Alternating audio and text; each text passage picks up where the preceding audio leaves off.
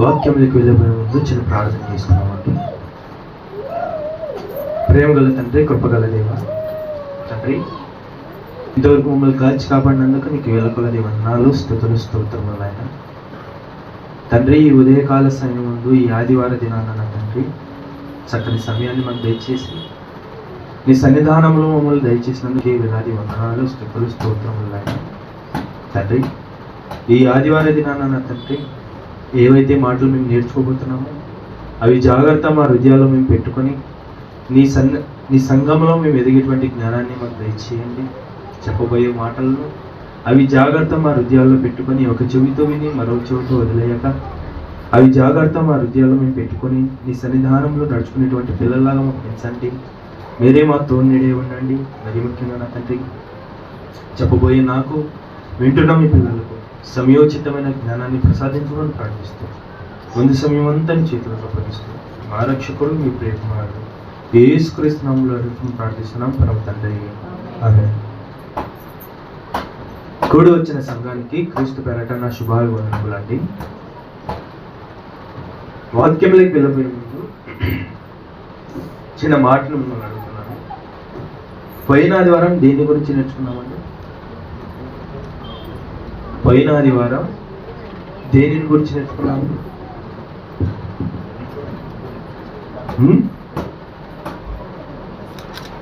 చెప్పగలరా? సామెతల గ్రంథము 7వ అధ్యాయము 1వ వచనం చదవండి. అక్కడ ఏమండి?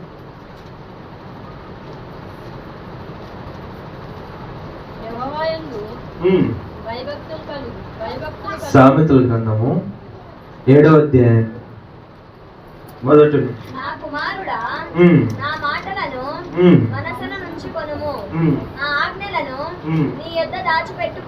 చాలు. ఏమని అర్థమైంది? ఇప్పుడన్నా కొంచెం గుర్తుకొచ్చింటే దేని గురించి చెప్పమండి? భార్య భర్తల గురించి నేర్చుకున్నాం కదా, నిజమే. సరే, ఈ ఆదివారము దేని గురించి చెప్పబోతున్నానంటే లేదంటే మాట్లాడబోతున్నానంటే పోయిన నెల, ఏ నెల అది? ఇది 2వ తారీఖు కదా ఈరోజు, క్షమించండి, అవతల నెల డిసెంబర్ 2024 కదండి. ఆ జనవరి నెలలో ఒక క్యారెక్టర్ అనేది బాగా నడుస్తుంది. ఏ క్యారెక్టర్ అది? క్రిస్మస్ తాత. ఆ క్రిస్మస్ గురించే ఒక క్యారెక్టర్ అంటూ ఉంటాడు. తాత. ఏ తాత? క్రిస్మస్ తాత కదండి. చెప్పాలని అంటే ఈ క్రిస్మస్ వేడుకలు ఎప్పుడు మనం మాట్లాడతామంటే ఈ డిసెంబర్ నెలలో బాగా మాట్లాడతాం కదండి. మిగతా టైంలో బైబిల్లో దేని గురించి ఉంది, లేదంటే మన సంసారం, లేదంటే మన పాపం, వీటిని గురించి మాట్లాడతాం.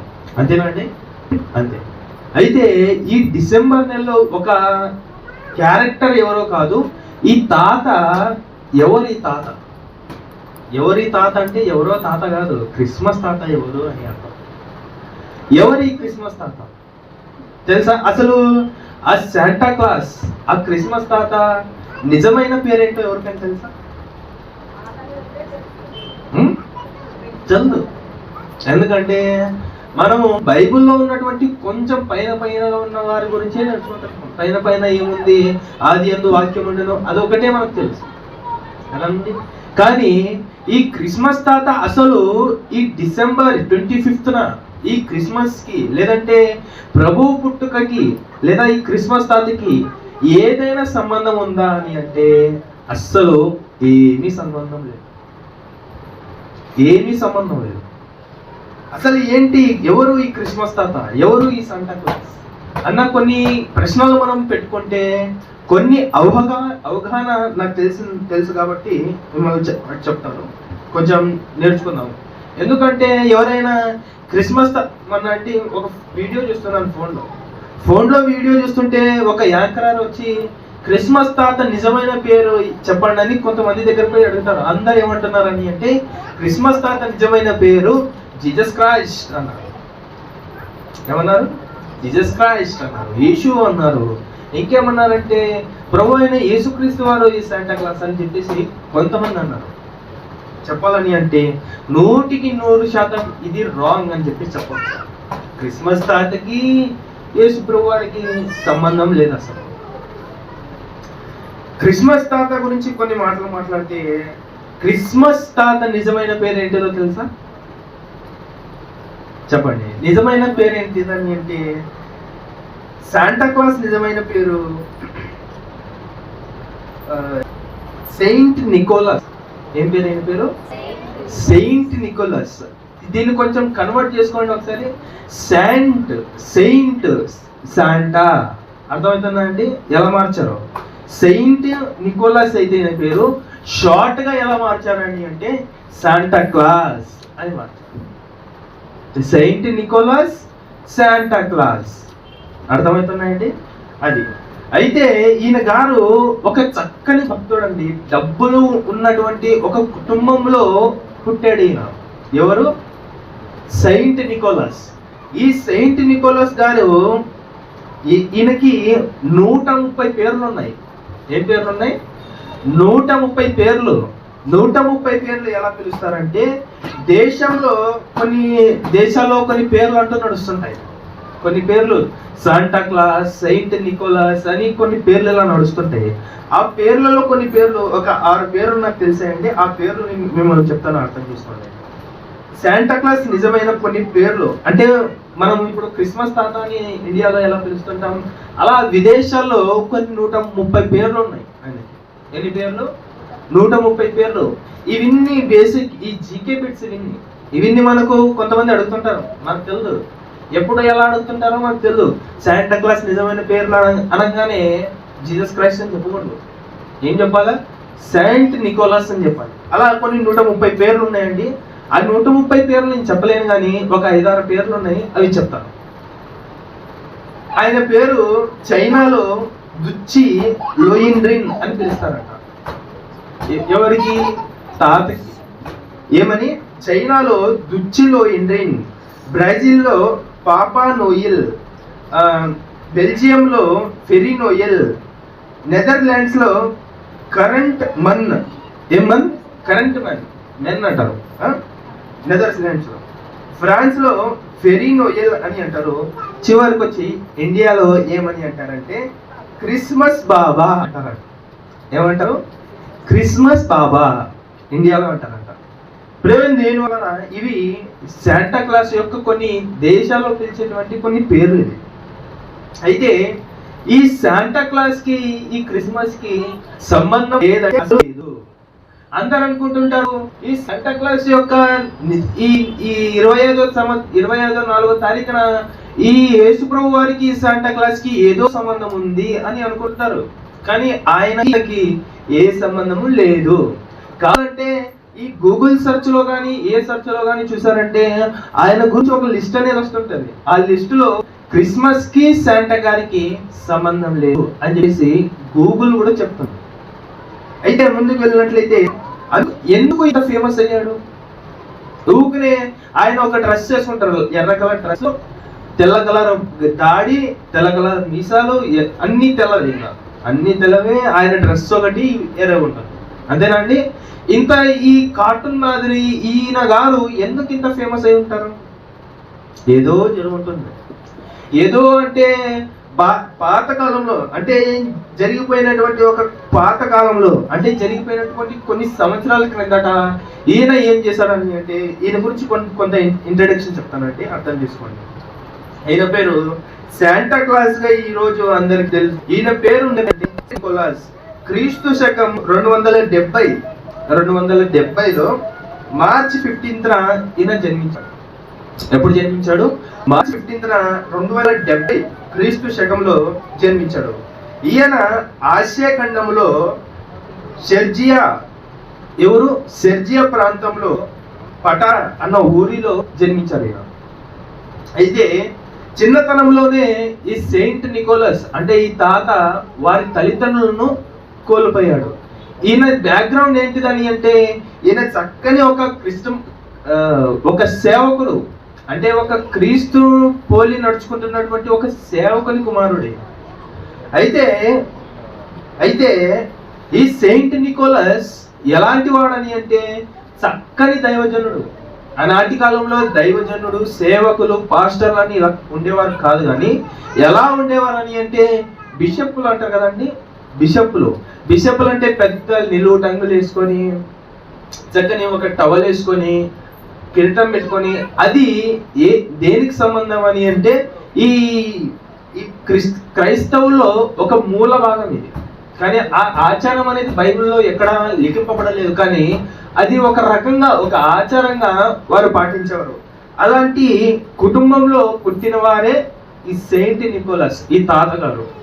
అయితే ఈ తాతగారు ఎందుకంత ప్రసిద్ధి చెందినవారు, ఎందుకంత ఫేమస్ అయినటువంటి వ్యక్తి అని అంటే కొన్ని బేసిక్గా కొన్ని ఉన్నాయండి. అవి మీకు చెప్తాను. చిన్నతనంలోనే ఆయన వాళ్ళ తల్లిదండ్రులు చనిపోయినారు. అలాగే ముందుకు వెళ్ళినట్లయితే చిన్నతనంలోనే ఈయన ఎక్కడ పెరిగాడని అంటే ఒక అంకల్ దగ్గర పెరిగాడు. అంకల్ అంటే ముసలాయన కాదు, అంకల్ అంటే ఒక సేవకుని దగ్గర పెరిగాడు. ఈయనకి ఏమైనా తక్కువ అని అంటే ఏమీ తక్కువ కాదు. ఈయన మనస్సు భావం ఎలాంటిదంటే చాలా చక్కనైన వాడు. డబ్బులు ఉన్నా కానీ, ఆస్తి ఉన్నా కానీ అంత విచ్చలవిడిగా ఖర్చు చేసి తనకు గర్వం అనేది లేని వ్యక్తి. డబ్బులు ఉన్నా కానీ దాన్ని ఉన్న దానిలో ఉపయోగించేటువంటి చక్కని ఒక వ్యక్తి. ఎవరు? ఈ సెయింట్ నికోలస్. అయితే ఇవన్నీ మీకు ఎందుకు చెప్తున్నాను అంటే యాజ్ అ క్రైస్తవులుగా, దేవుని పిల్లలుగా ఎవరైనా ఒరే క్రిస్మస్ తాత నిజమైన పేరు చెప్పరా బాబు అని చెప్పేసి అన్నప్పుడు కొంతమంది డైరెక్ట్ గా A to Z 100% నోటికి ఏమొచ్చేస్తుందని అంటే క్రిస్మస్ తాత నిజమైన పేరు ప్రభు అయిన యేసుక్రీస్తు వారు అనేస్తాము. అది తప్పది. ఎందుకంటే ఒకడు వచ్చి మనల్ని అలా అడిగినప్పుడు అక్కడ మన సిగ్గుపోతుంది. ఏ రకంగా పోతుందని అంటే క్రైస్తవులు బైబిల్ తెలుసుండి ఈవెన్ క్రిస్మస్ తాత పేరు నీకు తెల్లా అని చెప్పేసి వాడికి తెలిసింది అనుకోండి, నవ్వుల పాలైపోతాం. అంటే ఈ ఇన్ఫర్మేషన్ అంతా ఎక్కడిది అని అంటే మొబైల్ ఉన్నాయి. మొబైల్ని మనం ఎలా పడితే అలా వాడతాం కదండి. కొంచెం ఒక 10 నిమిషాలు ఎవరి క్రిస్మస్ తాత అని గూగుల్ అడిగామనుకోండి, ఒక లిస్ట్ అనేది వస్తుంది. ఏ విషయమును బట్టి అయినా కానీ మనకి ఏమైనా అవగాహన కావాలని అంటే ఒక ఫోన్ ఉంది కదండి. ఈ నేటి కాలంలో టెక్నాలజీ అనేది ఏ రకంగా వాడుతున్నారని అంటే ఏదో ఇంకా మన చేతిలో ఏదో వాడేయాలని అంటే వాడేయాలా అన్నట్టుగా వాడేస్తుంటాం. కానీ దానికి ఒక మంచి దానికోసం అనేది ఈ లోకం వాడట్లేదండి. ఫోన్ యాజ్ ఎ చిన్న పిల్లలకి ఇచ్చేసాం అనుకోండి, వాడు ఏం చేస్తాడంటే గేమ్లు ఆడుకుంటాడు. లేదంటే సడన్ గా కొన్ని బూతు పదాలు వచ్చేసినాయి, లేదంటే బూతు బొమ్మలు వచ్చేసాయి అనుకోండి, దాన్ని చూస్తాడు. చూసి దాని ఆలోచనలు వాడి మైండ్ అనేది పోతుంటుంది. కానీ ఎక్కడ అనేది టెక్నాలజీ ఎలా వాడాలని అంటే బాగా తెలుసుకున్న తర్వాతని దాన్ని వాడామనుకోండి, దానికి ఒక అర్థం ఉంటుంది. తెలియని వారి చేతికి ఫోన్లు చేసి మనమే పాపం తీసుకుంటే అది మనకు తగువగా. అయితే ఈ సెయింట్ నికోలస్ ఎవరో కాదు, కొన్ని రుజువులు అనేవి ఉన్నాయి. ఏంటంటే ఈయన గారు ఒక చక్కని ఫ్యామిలీలో పుట్టారు. ఈయన ఒక రోజు ఒక సేవకుడు అయిపోతాడు. ఈయన జీవితంలో జరిగినటువంటి ఒక సందర్భాన్ని మీ ముందుకు తెస్తాను చూడండి. ఒక రోజు ఒక తండ్రికి 3 కుమారులు ఉన్నారు. ఎంతమంది కుమారులు ఉన్నారు? 3 కుమారులు ఉన్నారు. ఈ 3 కుమారులు ఉన్నటువంటి ఈ తండ్రి గారు, ఈయనకు డబ్బులు లేకపోయేసరికి ఎప్పుడు తాగుతూ తింటూ అన్న దాంట్లో డబ్బులను వేస్ట్ చేస్తూ, ఆ డబ్బుల్ని వేస్ట్ చేసేవాడు ఈ యొక్క తండ్రి. నికోలస్ కాదండి, తండ్రి అంటే తాతగారు కాదు, వేరే ఆయన. అలా జరుగుతున్నప్పుడు ఈ తండ్రి తాగుతున్నప్పుడు త్రాగుబోతులకు ఒక అలవాటు ఉంటుంది. ఎవరికి? త్రాగుబోతులకి ఒక అలవాటు ఉంటుంది. ఏం అలవాటు అది? త్రాగిన వెంటనే ఊకే సైలెంట్ గా పోయి ఒక మూలన పడరు. ఒక అలవాటు ఉంటుంది. ఎక్కడ లేని ఆలోచనలన్నీ ఆ త్రాగినప్పుడు వస్తాయి. ఎక్కడ లేని మైండ్ లో సెట్లన్నీ ఆ తాగినప్పుడు వస్తాయి. జీవితంలో ఏం చేశాడ్రా బాబు అని అప్పుడు వస్తుంది. తాగక ముందు రాదు. అలా ఆ తండ్రికి వచ్చేసరికి ఆ తండ్రి ఏమనుకుంటాడంటే, నాకు 3 కూతురు ఉన్నారు, నా 3 కూతురు నేను ఎలా పెళ్లి చేయాలని అప్పుడు ఆలోచన వచ్చిందంట. ఇప్పుడు తాగినప్పుడు ఆలోచన రాగానే, అంటే ఈయన గారికి తాగక ముందు రాలేదంట, తాగిన తర్వాత వచ్చిందంట. వచ్చేసరికి నా 3 కూతుర్ని ఎలా పెళ్లి చేయాలి, వారికి ఈ నేటి కాలంలో వారికి కట్నం ఇచ్చే గానీ పెళ్లి చేయాల్సింది, కట్నం ఇవ్వకుండా ఎవరు చేసుకుపోరు. ఆయన గారు బాగా ఆలోచిస్తున్నారు. తాగేసినాక కోమాలో వెళ్ళిపోయిన దాని తర్వాత లెగిసే, అంటే ఆ మత్తు దిగిన తర్వాత ఆయన గారు కూర్చొని ఆలోచిస్తున్నారట, నా కూతుర్లకు నేను ఎలా పెళ్లి చేయాలి, నా దగ్గర ఆస్తి కూడా లేదు కదా, డబ్బు లేదు కదా, మరి కట్నం ఇవ్వగానే ఎలా వారిని పెళ్లి చేయాలి అని చెప్పి ఈ తండ్రి గారికి ఆలోచన వచ్చిన తర్వాత, అయ్యో నాకు దగ్గర ఎలాగో డబ్బు లేదు, నా పెద్ద కుమార్తె ఉంది కదా, ఈ పెద్ద కుమార్తె నేను ఏం చేయాలని అంటే వేశ్యల్ బజార్లో నేను పోయి అమ్మి వేయాలి అని చెప్పేసి ఆలోచన వచ్చేసింది. ఎవరికి? ఈ ముగ్గురు కుమార్తెలు ఉన్నటువంటి తండ్రికి. ఇలా ఆలోచన రాగానే ఈ తండ్రి ఏం చేస్తాడు అంటే, ఆ ఆలోచన జరిగినటువంటి ఆ రాత్రి ప్రార్థన చేసుకొని పండుకుంటాడు. ఎలా చేద్దాం, పొద్దున్నే లెగిసి పెద్ద కూర బజార్కి వెళ్ళేసి అమ్మేయాలని చెప్పేసి అన్న ఆలోచన పెట్టుకొని ఈయన ప్రార్థన చేసుకొని పడుకున్న తర్వాత ఆ ఇంటికి ఉంటుంది కదండి, ఇంకో కుమార్తెలు ఉన్నటువంటి ఆ తండ్రి ఉన్నటువంటి ఇంటికి నుండి ఒక డబ్బులు ఉన్నటువంటి సంచి ఆ ఇంటిలో పడుతుందట. పడినప్పుడు ఆ కిటికీలో నుండి డబ్బులు పడుతున్నాడు, ఆ మూట పడుతున్నప్పుడు ఎవ్వరు చూడరు, అందరు పడుకున్నప్పుడు ఆ డబ్బులు మూట పడిపోయినప్పుడు అందరు ఉదయాన్నే లెగిసి చూస్తే ఆ మూటో ధనం ఉంది, డబ్బులు ఉన్నాయి, నగలు ఉన్నాయి, బంగారం ఉన్నాయి. ఉన్నప్పుడు ఈ తండ్రి ఏం చేస్తాడంటే ఆనందపడి పెద్ద కుమార్తెని పెళ్లి చేసి పంపించేస్తాడు. ఇలా ఎంతమంది తర్వాత ఇద్దరు ఉన్నప్పుడు మరలా ఈయనకు ఆలోచన. ఏంటి ఆలోచన అంటే, ఇప్పుడు వీరిద్దరికి నా దగ్గర డబ్బు లేదు, ఎలా పెళ్లి చేసి పంపించాలా, ఎలా వీరికి పెళ్లి చేసి పంపించాలన్నప్పుడు ఈయన మరలా అదే ఆలోచన చేస్తాడు. ఇంకా రెండో కుమార్తె ఉంది కదా, ఆమె కూడా బజార్లో అమ్మేద్దాం రాగానే అదే రోజు మరలా ఆ డబ్బు ఇంట్లో పడినప్పుడు ఈ గారికి ఒక ఆలోచన వస్తుంది.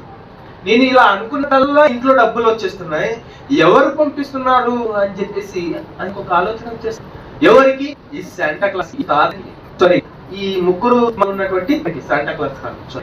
అయితే ఈ గారికి ఇలా ఆలోచన రాగానే రెండోసారి ఆ డబ్బు మూట పడిపోయి రెండో కుమార్తె కూడా పెళ్లి చేసి పంపించేస్తాడు. పంపించిన తర్వాత ఇంకొకరు ఎవరు ఉంటారు?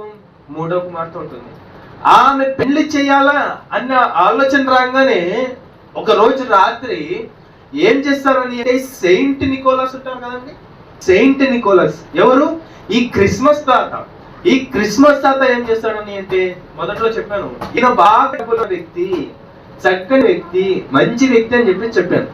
ఆ వ్యక్తి ఏం చేస్తాడని అంటే, డబ్బులతో నగలతో కూడినటువంటి ఒక బ్యాగ్ ని డైరెక్ట్ వాళ్ళ ఇంటి గుమ్మ ముందు వచ్చి పెట్టిపోతాడు. ఎవరు? Saint Nicholas. ఈ సెయింట్ నికోలస్ అలా పెట్టిపోతున్నప్పుడు ఆ తండ్రి చూసి ఏమంటాడో తెలుసా? ఎందుకు నాకు ఇంత సహాయం చేస్తున్నావు నువ్వు, ఏమి బంధం ఉందని చెప్పేసి ఇంత సహాయం చేస్తున్నావు నువ్వు అని చెప్పేసి అడగంగానే చంప చళ్ళుమనే ఒక మాటను చెప్తాడు సెయింట్ నికోలస్. ఏమంటాడని అంటే, ఇదిగో నువ్వు దేవునికి ప్రార్థన చేసావు కదా, నేను ఎలా నా కూతుర్లకు పెళ్లి చేయాలని చెప్పేసి నువ్వు దేవునికి ప్రార్థన చేసావు కదా, ఆ ప్రార్థన దేవుడు విన్నాడు, ఆ ప్రార్థన దేవుడు విని నన్ను పంపించాడు అని చెప్పేసి సెయింట్ నికోలస్ అంటాడు. చూడండి, ఇలాంటి అద్భుత కార్యములు దేవుడు ఆ సెయింట్ నికోలస్ వాడుకున్నాడు కాబట్టి ఈ రోజుటి వరకు ఆయన పేరు అనేది ఉంది. ఏమని ఉంది? క్రిస్మస్ తాత అని పేరు ఉంది. ఒక్కొక్కనే రాలేదు ఆయన. ఒక వ్యక్తి ఒక్కొక్కనే ఫేమస్ అవుతున్నాడు అని అంటే అది సాధారణమైన మాట కాదు. తన జీవితంలో ఎన్నో కార్యములు చేసుంటాడు కాబట్టే అంత ఫేమస్, అంత ఘనత. ఇంకా చెప్పాలని అంటే ఈ సెయింట్ నికోలస్ కి ఒక భార్య ఉందని అంటారు, కానీ నాకు తెలిసి బిషప్లు వివాహాలు చేసుకోరని నా నమ్మకం. అంతే కదా, బిషప్లు వివాహాలు చేసుకోరు, కొంతమంది చేసుకుంటారు, కొంతమంది చేసుకోరు. అయితే ఈ సెయింట్ నికోలస్ గూగుల్ని మాట్లాడితే అంతగా అది కూడా 50-50 అంటుంది. చేసుకున్నప్పటికీ ఆమె పేరు మిసెస్ క్లాస్ అని పేరు పెట్టినారు. ఏమని పెట్టినారు? శాంటా క్లాస్, మిసెస్ క్లాస్ అని ఇలా పేర్లు పెట్టారు. ఆమె పేరు అంటే ఈ సెయింట్ నికోలస్ యొక్క భార్య పేరు మిసెస్ క్లాస్. అయితే ఈమె చేశాను అని చెప్పేసి కొన్ని నమ్మకాలు కానీ ఉన్నాయా లేదా అని చెప్పేసి గ్యారెంటీ లేదా. అయితే ఈయన ఇలా చేస్తున్నప్పుడు దేవుడు నన్ను వాడుకున్నాడని చెప్పేసి ఒక వినికిడి. ఇలా చేస్తున్నప్పుడు ఇంకా చెప్పాలని అంటే ఇంకా ఒక సందర్భం ఉంది ఈయన గురించి. ఏంటి ఆ సందర్భం అని అంటే, ఈయన సంఘం ఉంటుంది కదండి, ఈయన చర్చిలో చిన్నపిల్లలు ఉంటారు. చిన్నపిల్లలు సాధారణమైనటువంటి మనసులు కదండి. వారి ఏదో ఒక వస్తువు చూడంగానే అది నాకు కావాలా అని చెప్పేసి ఆలోచన ఉన్నటువంటి చిన్నపిల్లలు. కొంతమంది ఏం చేస్తారని అంటే, ఆ చిన్నపిల్లలు ప్రార్థనలు చేసుకునేటప్పుడు నాకు అది కావాలి ఇది కావాలని చెప్పేసి ఏడుస్తుండేవారు. ఎవరు? ఈ చిన్నపిల్లలు. ఈ చిన్నపిల్లలు ఇలా ఏడ్చేది సెయింట్ నికోలస్ చూస్తాడు. సెయింట్ నికోలస్ చూసి ఈయనకు బాగా డబ్బు ఉందండి, మర్చిపోకండి, బాగా డబ్బు ఉంది. ఈ డబ్బు ఉన్నటువంటి ఈ వ్యక్తి ఏం చేసేవాడంటే మంచి దానికి ఉపయోగించేవాడు. దేనికి? నా దగ్గర డబ్బు ఉంది కదా అని చెప్పేసి అధిక గర్వం అనేది ఉండేది కాదు. అధిక గర్వం అనేది అసలు ఉండేది కాదు. ఈయన డబ్బులు ఎక్కడ వాడాలో అక్కడ వాడేవాడు. ఇలా ఒకరోజు ఆ పిల్లలు అల్లరి చేస్తూ ఏడుస్తున్నప్పుడు సెయింట్ నికోలస్ గారు ఆ చిన్నపిల్లల దగ్గరికి పోయి, అంటే ఈ తాతగారు ఆ చిన్నపిల్లల దగ్గరికి పోయి ఏమంటారని అంటే, నీకు ఏమైతే వస్తువు కావాలో ఒక చిన్న చిట్టి రాయి, చీటీ అంటారు కదండి, చిన్న పేపర్ మీద రాసి నువ్వు అక్కడ పెట్టేసి ప్రార్థన చేసుకొని పో, దేవుడు నీకు అనుగ్రహిస్తాడు అని చెప్పేసి ఏం చేసేవాడు అని అంటే, ఆ చిన్నపిల్లలు ఆ చిట్టి రాసేసి అక్కడ పెట్టి వెళ్ళిపోయేవారు. ఈయన గారు ఏం చేస్తారంటే, సెయింట్ నికోలస్ గారు తాతగారు ఏం చేస్తారని అంటే, ఆ చిట్టి తీసుకొని చదివి, ఈ పిల్లలకి ఇది కావాలా అని చెప్పేసి చదివి ఆ వస్తువు ఆ చిట్టి ఆ వస్తువు అక్కడ పెట్టి, అంటే పిల్లలు ఏదైతే కావాలనుకుంటారో అది అక్కడ పెట్టేసి ఈయన ఏం చేయాలంటే, ఆ వస్తువులు పిల్లలందరూ ఏం అడుగుతున్నారని అంటే ఆ చిన్నతనంలోనే, అంటే ఈ పాస్టర్ ఈ సేవకుడు ఆ చిన్నతనంలోనే ఆ పిల్లలకి ఎలాంటి నమ్మకం కుదిరించాలి అంటే, ఓహో మేము ఏమైతే అడుగుతామో అది మా దేవుడు అనుగ్రహిస్తాడు అని చెప్పేసి అన్న నమ్మకాన్ని కుదిరించడానికి సెయింట్ నికోలస్ ఆయన డబ్బుని ఎలా వాడుతున్నాడు చూడండి. ఆట చదివేసి ఆ వస్తువు, ఈ పిల్లగానికి ఈ వస్తువు కావాలి అని చెప్పి ఆ చిట్టి చదివి ఆ వస్తువు ఆ చిట్టి రాత్రి పూట్ల వాళ్ళ దగ్గర పెట్టేవారు.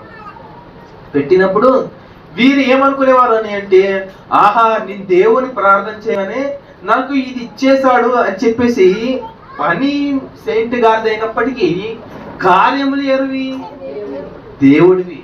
అలాంటి నమ్మకం కల కార్యములు ఆ దేవుడు సెయింట్ నికోలస్ గారితో చేశాడని అంటే, వారు ఆయన ఎలా బ్రతుకుని ఉంటే దేవుడు చేసి ఉంటాడు చెప్పండి. అలా చేశాడు కాబట్టే ఈ రోజు వరకు ఆయన పేరు నిలబడి ఉంది.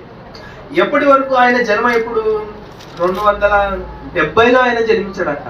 270 అని అంటే ఈ నేటి కాలం వరకు మినిమం 1516 సంవత్సరాలు దాటిపోయింది.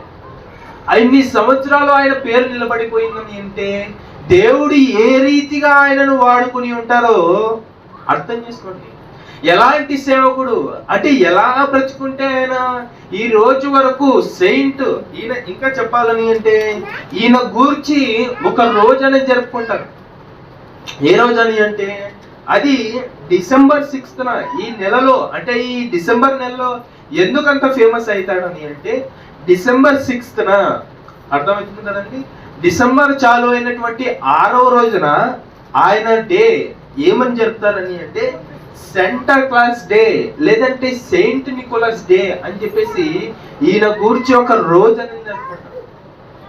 ఏం చేస్తారు? ఈయన గురించి ఒక రోజు నడుపుతారు. రోజు డే అంటే ఒక రోజు ఈయన గురించి కేటాయిస్తారు. ఎందుకంటారు? ఎందుకు ఇంతగా ఆయన ఫేమస్ అయ్యాడని అంటే ఆనాటి కాలంలో ఆయన చేపట్టినటువంటి కారణం, డబ్బులు ఉన్నప్పటికీ ఆ డబ్బుల్ని ఎలా వాడాలో తెలిసినటువంటి గొప్ప వ్యక్తి, సేవకుడు. అంటే ఈ గురించి మనం ఏం తెలియజేస్తున్నాను అంటే ఎలా బ్రతకాలి, డబ్బులు ఉన్నప్పుడు మనం ఎలా జీవించాలి. కొందరు ఉంటారండి, అవసరానికి డబ్బు వచ్చేంత వరకు బాగా దూకుతారు. అదే డబ్బులు ఇయ్యరు బాబు, నేను అవసరంలో ఉన్నాను, బాధలో ఉన్నాను అని చెప్పేసి బాగా దూకుతారు. వీడితో చేయబట్టని కార్యములు కానప్పుడు ఏం చేస్తారని అంటే ఒక దగ్గరికి పోయి బాగా తల దువ్వి ఏం చేస్తారని అంటే ఆ డబ్బులు వచ్చినప్పుడు ఒకలాగుంటారు, డబ్బులు రానప్పుడు ఒకలాగుంటారు. డబ్బులు రానప్పుడు ఏదో మంచివాడిని తీరుగా మంచివాడు ఉన్నట్టుగా ప్రవర్తిస్తారు కొంతమంది. కానీ డబ్బులు వచ్చిన తర్వాత వారి నిజ స్వరూపం ఏంటనేది అప్పుడు బయటపడుతుంది. ఆవిడ బయటపడినప్పుడు ఒకడు ఏం చేస్తాడు, అబ్బా ఇది ఇలా చేస్తాడు కదా, నెక్స్ట్ టైం కూడా అలానే చేస్తాడని చెప్పేసి ఈయనతో మాటను తక్కువ చేయాలనుకుంటారు. అంటే కానీ సెయింట్ నికోలస్ గారు చూడండి, ఆయన దగ్గర డబ్బులు ఉన్నా లేకపోయినా ఎలా బ్రతుకుతున్నాడు అని అంటే చిన్నపిల్లలు ఏం అడుగుతున్నా అది అనుగ్రహించేవాడు.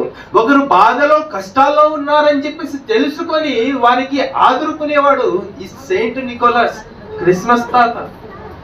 అలా ఉన్నారు. కానీ నేటి క్రైస్తవులు లేదంటే క్రైస్తవులుగా పిలువబడుతుంటే మనము డబ్బులు రాగానే మన కలర్లు మారిపోతున్నాయి. చూడండి ప్రేమైన దేవుని వారలారా, గమనించినట్లయితే ఇంకా చెప్పాలని అంటే మానవ జీవితంలో క్రిస్మస్ ని జరుపుకుంటాం. ఆ క్రిస్మస్ లో ఒకటి అడుగుతాం. ఏమని అడుగుతామని అంటే, అయ్యా నా జీవితంలో ఇది కావాలి, డబ్బు కావాలి, బంగారం కావాలి, బంగ్లా కావాలి అని ఇవన్నీ అడుగుతాం. కానీ దేవుని కోసం ఏ రోజైనా నీ మనస్తత్వాన్ని అప్పగించుకున్నావా? క్రిస్మస్ రాగానే ప్రతి సంఘంలో లేదంటే ప్రతి చర్చ్ లో ఒకటి వినిపిస్తుంది. ఏమని వినిపిస్తుంది అంటే చూద్దాం, చూడండి. లూకాసు వార్త ఒకటి వినిపిస్తుంది. క్రీస్తు ఎందుకు పుట్టాడు అన్నటువంటి ఒక విషయాన్ని పట్టుకొని క్రిస్మస్, ఇదే క్రిస్మస్ అని చెప్పేసి కొంతమంది చూపిస్తుంటారు. చూద్దాం.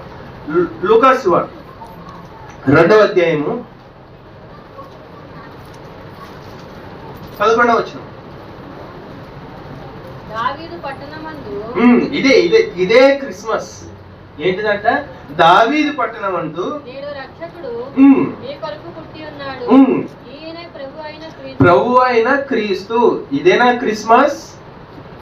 ఇదేనా క్రిస్మస్? ఆయన ఎందుకు పుట్టాడు?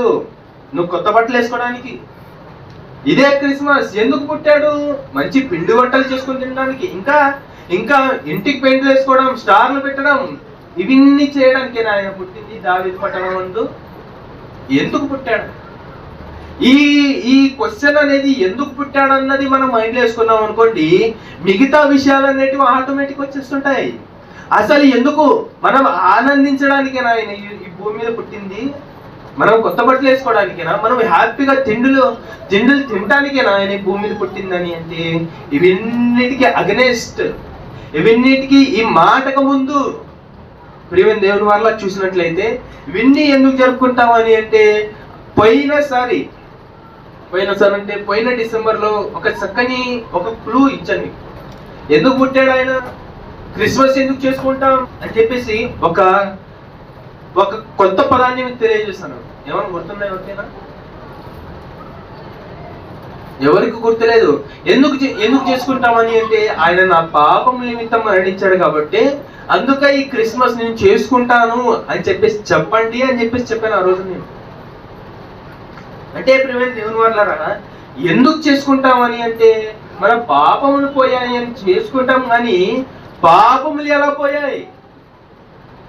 పోయాయి తెలుసా? తెలుసు. ఎలా పోయాయని అంటే ఆ కలువరిగిరి మీద ఆయన ఏడవటానికి, రక్తం కార్చడానికి, ముళ్ళ కిరీటం గుచ్చించుకోవడానికి ఈ లోకానికి వచ్చాడని చెప్పేసి తెలుసుకొని ఉంటే ఈ రోజు మనము క్రిస్మస్ అనేది చెయ్యకుందేమో. అర్థమవుతున్నాయండి మాటలు? ఎంతమందికి అర్థమవుతున్నాయి? కొంచెం చేతులు. ఓకే. అయితే ఇప్పుడు మేము దేవుని వాళ్ళారా ఇవన్నీ క్రిస్మస్ ఎందుకు చేస్తాం, ఎలా చేస్తాం? క్రిస్మస్ లూకా 2వ అధ్యాయం 11వ వచనం. మరలా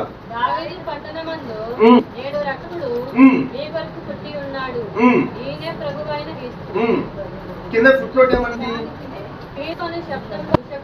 అభిషక్తుడని అర్థము.